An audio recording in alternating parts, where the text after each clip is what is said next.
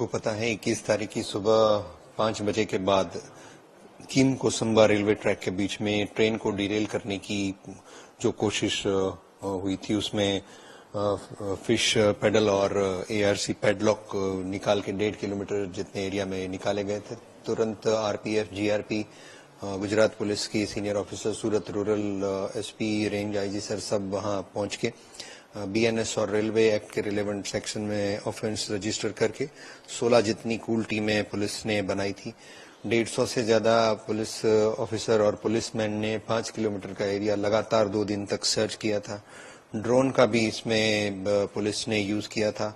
आसपास रहने वाले लोग, ट्रैक पर से आने जाने वाले लोग, ट्रैक पर नौकरी करने वाले लोग, उस समय कौन कौन सी ट्रेन थी, उसमें ट्रेन का जो है वो कौन चला रहा था, उन सब की डिटेल्स सबको पूछना कैसे ये वारदात हुई थी, ये सारी चीजें पुलिस ने की हैं। और इस बीच एनआईए और गुजरात एटीएस की टीम और अन्य एजेंसियों की टीम भी उनके मैंडेट के हिसाब से अपना इन्वेस्टिगेशन में जुड़ गई।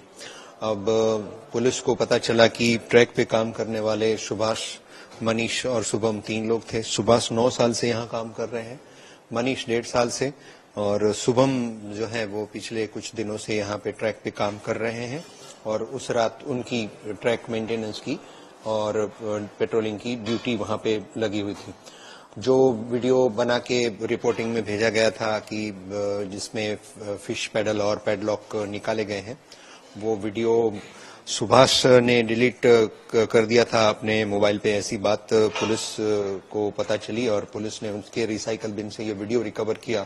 तो वीडियो का टाइमिंग 4:57 और 56 सेकंड जितना आ रहा था। जो फरियाद है उसकी कंटेंट से मैं मैच नहीं कर रहा था। इस बीच मनीष के मोबाइल से भी उसी की रिसाइकल बिन से डिलीट किए हुए 3 और फोटो पुलिस को मिलते हैं, जिनका टाइमिंग भी 2:56, 57, 3:14 अर्ली मॉर्निंग का है।